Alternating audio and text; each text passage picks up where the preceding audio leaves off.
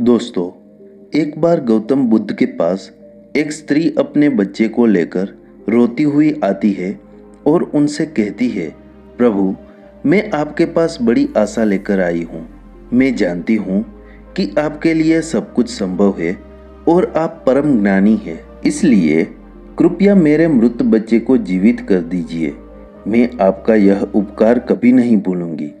उस स्त्री को बुद्ध के पास उन लोगों ने भेजा था जो लोग बुद्ध से ईर्ष्या करते थे। उनका उद्देश्य यह था कि बुद्ध सभी की नज़रों में गिर जाए।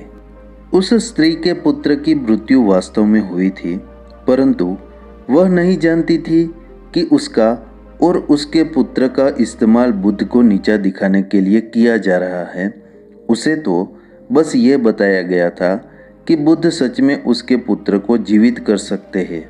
वो स्त्री कहती है कि कहिए ना प्रभु, आप मेरे पुत्र को जीवित तो कर देंगे ना। वहाँ उपस्थित सभी लोग बुद्ध के उत्तर का इंतजार कर रहे थे।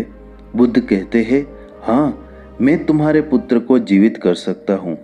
बुद्ध की ये बात सुन वहाँ उपस्थित सभी लोग बहुत चौंक जाते हैं और वह स्त्री बहुत प्रसन्न होती है। फिर बुद्ध कहते हैं कि परंतु तुम्हें मेरा एक कार्य करना होगा। वह स्त्री पूछती है, क्या कार्य करना होगा मुझे प्रभु? बुद्ध कहते हैं कि तुम्हें एक मुट्ठी सरसों के दाने लाने होंगे। वो स्त्री कहती है, मैं अभी लेकर आती हूँ प्रभु। बुद्ध कहते हैं, परंतु ध्यान रहे कि दाने ऐसे घर से लाने हैं जिस घर में कभी किसी की भी मृत्यु ना हुई हो। वह स्त्री उसी क्षण सरसों के दाने लेने के लिए अपने गांव में चली जाती है। वह अपने गांव में हर घर में जाकर पूछती है। उसे सरसों के दाने तो हर घर में मिलते हैं, परंतु उसे ऐसा कोई घर नहीं मिलता जिसमें आज तक कभी किसी की भी मृत्यु ना हुई हो। फिर वह स्त्री समझ जाती है कि मृत्यु जीवन का एक ऐसा सत्य है जिसे कोई नहीं बदल सकता।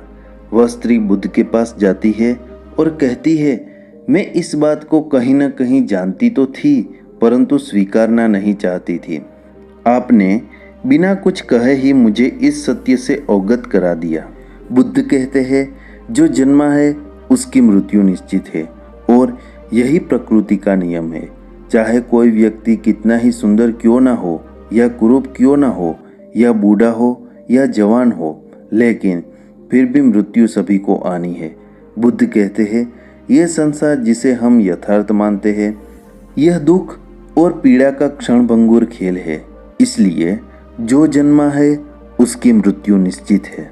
दोस्तों, यह कहानी आपको कैसी लगी और इस कहानी से आपको क्या सीखने को मिला, ये हमें नीचे कमेंट बॉक्स में कमेंट करके ज़रूर बताइए और साथ ही इस कहानी को अपने दोस्तों के साथ अवश्य शेयर कीजिए ताकि गौतम बुद्ध की ये सभी कहानियाँ अन्य लोगों को भी सुनने को मिले। अस्तु, नमो बुद्धाय।